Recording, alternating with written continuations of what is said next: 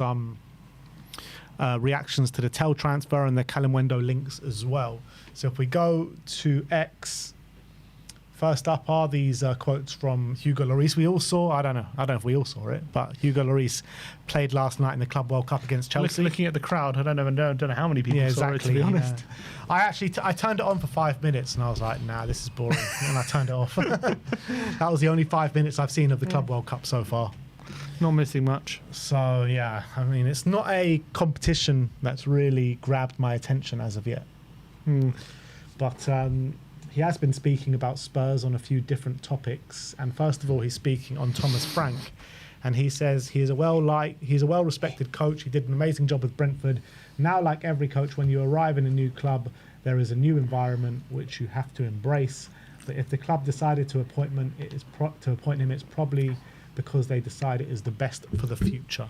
So I mean, not really much in that. I think that's what they did decide. Look, we've been, we've litigated the Anne sacking and Frank appointment to death. But look, I am excited for Frank. I think he could be a good manager for us. I think he's going to do. I'm hoping he's going to do a good job. I really like him as a manager. Doesn't change my opinion on the sacking of Ange, but look, we have to move on from it and let's all get behind Frank. And I think that's the club have gone into this direction, and I'm really excited for what Frank can do. He was talking about Ange's sacking as well, and he was asked if he was surprised by it, and he said, "No, nothing surprises me in football, but at the same time, it's hard to say something because I am on the other side. I don't know what happened inside the club, so it's really hard for me to judge. If they made this decision, it's because they believe it's another option which is better for the future of the club." I mean, he's such a media trained. He's so media trained. Doesn't say a lot. But he wasn't inside, but you can't give Sonny a call. What's going on there, mate? What's going on in that dressing room? Why are you 17th, but you won Europa League? What's going on there? Hugo, past captain of this football club for how many years? And you're telling me he doesn't know what's going on inside? Come on. Davis, give Davis a call. Exactly. No, wait, what, was he there for a bit under Ange? For 6 months, right? Yeah. He was there for 6 months under Ange. Come on, he didn't give us a bit of an insight. He didn't play once, though, did he? No, he didn't play, but he was there on the training ground. Yeah. And then he was asked about Spurs winning the Europa League, and he says, "I'm really happy for the club. We ran many years after this trophy, and finally they got it, and I think they deserve it. Hopefully it will make their shoulders a little bit lighter for the future, and I think it's also the moment to build on this success for Spurs. Even if I'm not a Spurs player, I still follow the news, the team, and the results." Yeah, and that's, I think, the main thing, hopefully next season, or going forward now, having got that trophy monkey off our back, the desperation, I think, that the fan base and the club just had of winning something that we hadn't done for so long. I think it definitely held us back in some ways. Over these last few years that, made us go in directions we shouldn't have gone in, I think, as a club. Definitely over the last 7-8 years. So hopefully now that we've got that off our back, we can start, going back to doing things in a better way and with better, clearer thinking, I think. Because I think it clouded our judgment a lot, this kind of, desperation for a trophy. Yeah, I agree. So that's that. Let's get on to the next thing, which from BLTHFC, which says Rennes player equals a good player, and that was under the links of Callum Wendo. Yeah, the links of Callum Wendo obviously set the social media alight yesterday with out of nowhere, all of a sudden we were quite heavily linked with this Callum Wendo striker. Everyone's been looking into him, but Rennes, they do have a great record, don't they? Tel, I think, came from Rennes. They had Doué, came from Rennes. They've got a good record. Spence played there. Spence was there for a bit, but they've got a good record of bringing through some real great talent, Rennes. Yeah. So could we be getting another one of these players, potentially? Well, let's hope so. And he scored a lot of goals last year. Wissa came from Rennes as well. Oh, did Wissa come from there as well? Wissa came from Rennes. All right. We're getting another one off the conveyor belt, is what you're telling me. They're one of these clubs who just consistently bring talent. But he actually started at PSG. Didn't he? Callum Wendo, yeah. He did. It's true.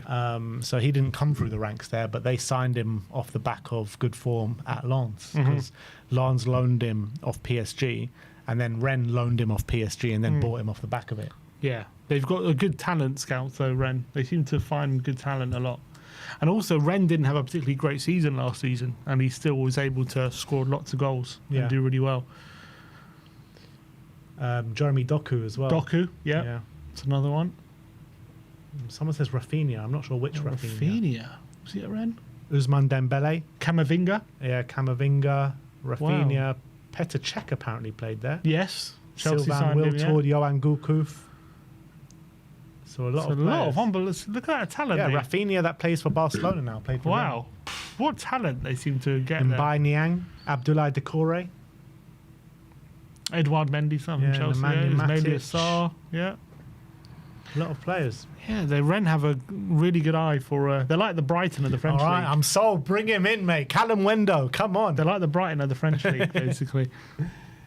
This was a funny one from a few weeks ago. Robbie Williams was playing at the Emirates, and we thought we may as well react to it because we haven't as of yet. And at the Emirates, he asked everyone, how far away are Arsenal from a European trophy? He trolled the whole of that stadium, and there would have been a lot of Arsenal fans there. And then he said, about 5 miles? He is fully COYS, Robbie Williams. I'm loving it.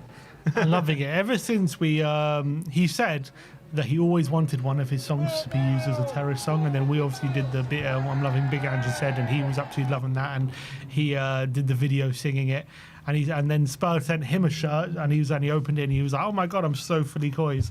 And now look at him on stage trolling Arsenal fans at the Emirates. Come on, he's an honorary Id now, Robbie Williams. Yeah.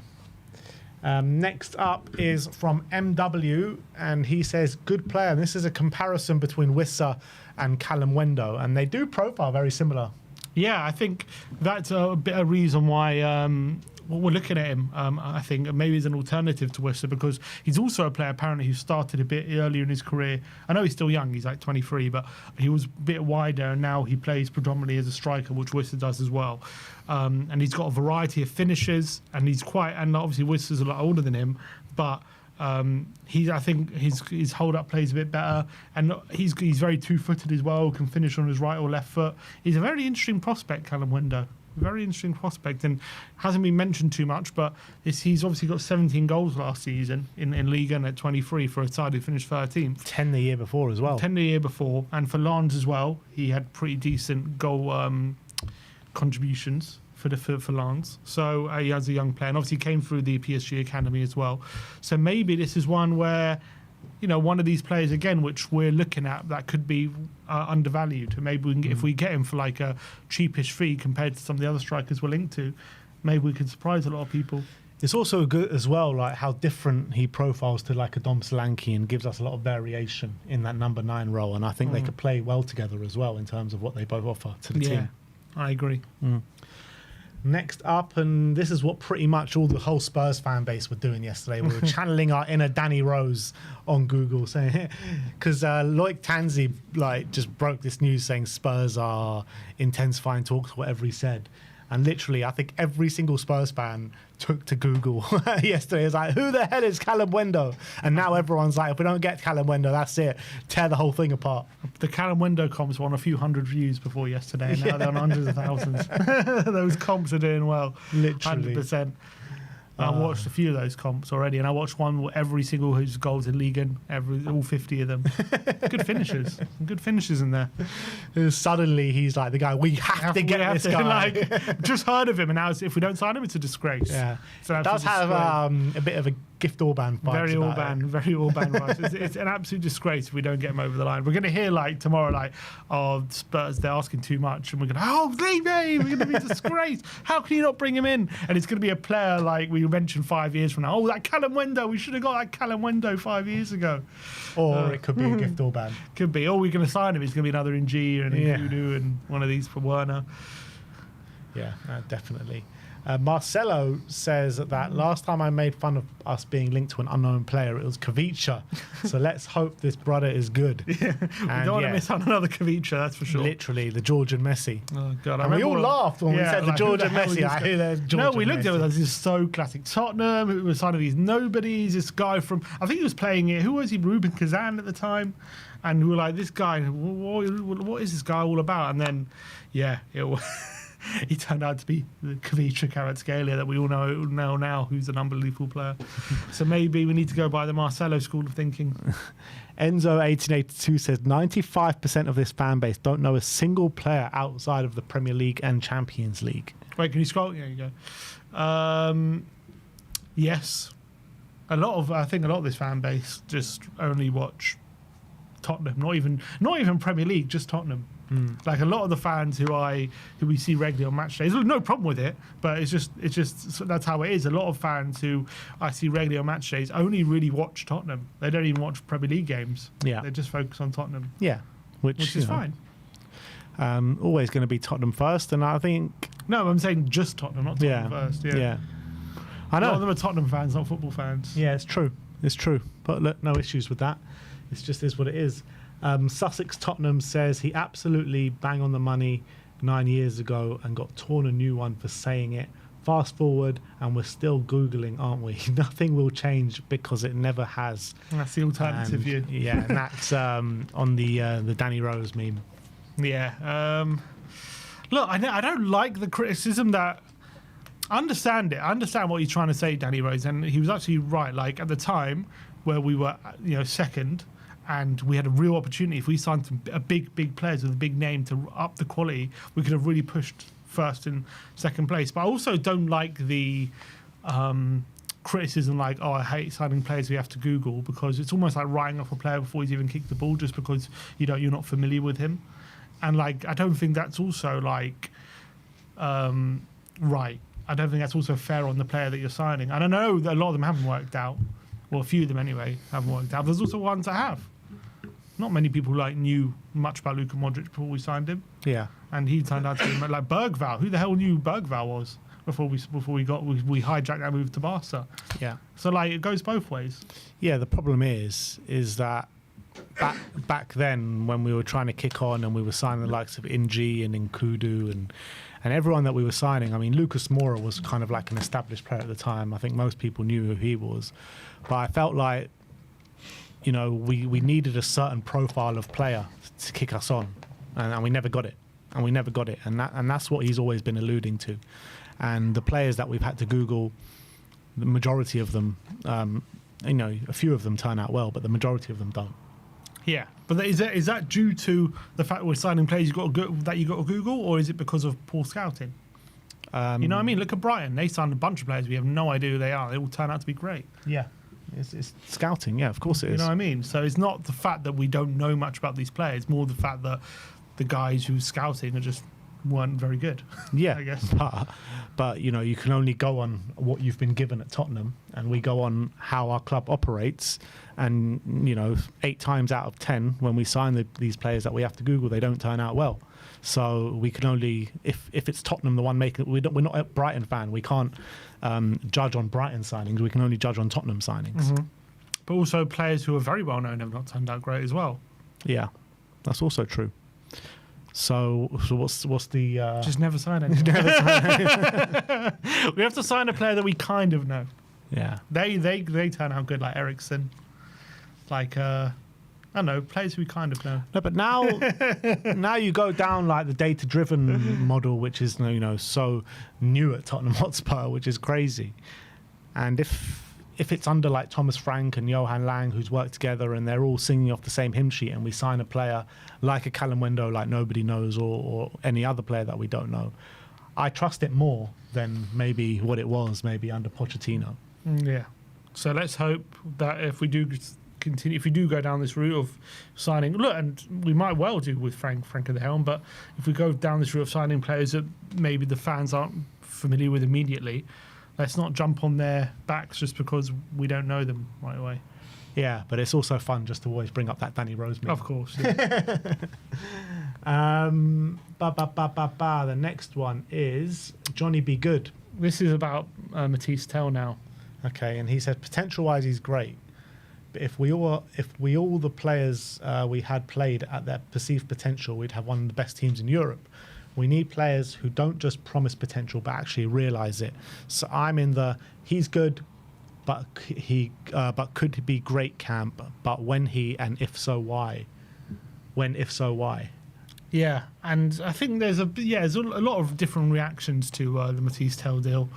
I think he's a really good young player who 6 months ago, if you told me we were going to sign for 30 million, I would have been like, that's a fantastic deal, and I'll be super excited. Clearly, when he came into the team, there's a lot of reasons why maybe he didn't hit the ground running. But I think even within that, we saw some stuff from him. But there's a lot of reasons. Coming to a new league, the team are underperforming, all these different things. But I think if you just give him a bit of time, we're going to see next season he's going to be a lot better. I'm very, very confident of that. He's going to be a lot better. And I think people will be looking at 30 million as a bargain. That's what I reckon. But I understand as well, we are at a stage where can we afford to take that risk, continuously? And I get that argument. Yeah. I mean, we've signed so many players that, could be world class in the next 5 years, but that doesn't help us in the near future when we've got Champions League football next season. And look, we've all been through our attacking options, and are they, players in the top caliber? I mean, they're not right now. That's just the reality of it. But could they be one day? Yeah, and I agree with you. I think Tel will show a lot more next season, particularly under Frank. I think he suits Frank a lot more than he suits Ange. And I feel like with a pre-season behind him, with tactics that more suit his play, I mean, I think he is a bit similar to Sade, and I think he can get a similar output of what he got out of Sade last season, this season for Tel. So I am quite positive about the Tel signing, and I was also a massive fan of Tel before he joined Tottenham. But yeah, last season did raise a lot of question marks for a lot of people, and it's quite rightly so. He needs to just go on a run like Brennan did, like 5 goals in a row, and he'll be flying. I'm sure of it. Tottenham Logic TV says it works out at £29.7 million, so could end up being a great signing, but he's still potential. So if we sign an Mbeumo also, then I'd be very happy. Tel alone isn't enough. Yeah, and of course, 100%. We need to sign someone alongside him that is kind of a bit older, Prem proven, and can come in and hit the ground running. And hopefully he's also played Champions League as well. Yeah, which Semenyo is not that. And neither is Mbeumo. but I guess it doesn't really, I guess playing Champions League is not a requirement, but would be nice. But I guess that bumps up the price a bit more potentially. Yeah. Yeah, but I agree with that. I think Tel alone, you can't just rely on him becoming a world beater next season. You need to also try and sign up another more experienced guy. Tom81 says, total waste of money, could be spent elsewhere on quality players we need, not for me. So he's not a fan of Mathys Tel. No, see, I think he is a quality player, I think. He's one of these players where we're getting him for a good price at a good time, where he's still very young. And these are the kind of signings I don't mind us making. Yes, they shouldn't be the only signings, but I like this kind of signing. I think it's a good signing. I think he is quality. I like the... I mean, I'm not as positive as you on the signing, but I do think he can be good for us. But he needs to come in when we've got... Like, if Son was still in his prime, right, and we bring in a Tel as an understudy for Son, I think that would be unbelievable. But because he's coming in and Son's potentially leaving the club, and if Son does leave and Semenyo comes in, Semenyo's... I mean, he can play left and right, but all of a sudden, Tel... You're looking at Tel as one of the first options on the left wing, which, doesn't fill many people with too much confidence, and it's quite understandably why. Yeah, I can understand why, but I think I saw enough of him last season to suggest this guy, play him in the right way, he's going to be a lot better. I really believe that. And also, he used to score fairly regularly for Bayern when he played. I know he didn't play a lot last season, but before that, he had a pretty good minutes to goal ratio. I think he's now been in the men's league for what? How long? How long ago he signed for Bayern? 3 years ago. So he's been playing top level football for a few years, and he's scored goals. I think he's shown he can play at this level, and he's still young. He's still 20. I really think he could be a real good long term replacement for Son. Yeah, but that's it. It's like, I don't know, man. It's just so unknown with Tel, because we know he's got the quality. He definitely has the quality, but is he going to come in next year? Can he be our starting left winger next season? Can he be our starting left winger next season? Yeah. It's tough to say yes right now. I believe he can have an impact next season, but can he be that guy that we rely on, more times than not? on the left wing. I think where he's at in his career, he needs to be kind of, wouldn't say backup, but a squad player. Yes, a backup to a number one left winger. Yeah. And if Son leaves, all of a sudden he could be that number one choice. But I wouldn't be surprised if, let's say, Son stays and Son's our number one left winger and Tel's backup. I wouldn't be surprised at one point in the season Tel becomes our number one left winger. I think Tel, I don't know if he becomes our number one winger, but he sees a lot of minutes because we're going to need to manage Sonny's minutes. And I think that would be a really good dynamic to have. But if he took his chances, he could do it, I think. Yeah. But, yeah, there's nothing to suggest that he's going to, do that next season, albeit I have said that I think he can get about 15 goal contributions next season. But when you're trying to, replace Son, you need to do more than that. Who's the next one from? The next one is from Dean Fowler, and it says, Timo Tel, the new Brian Hill. Yeah. Brilliant. I mean, a bit harsh.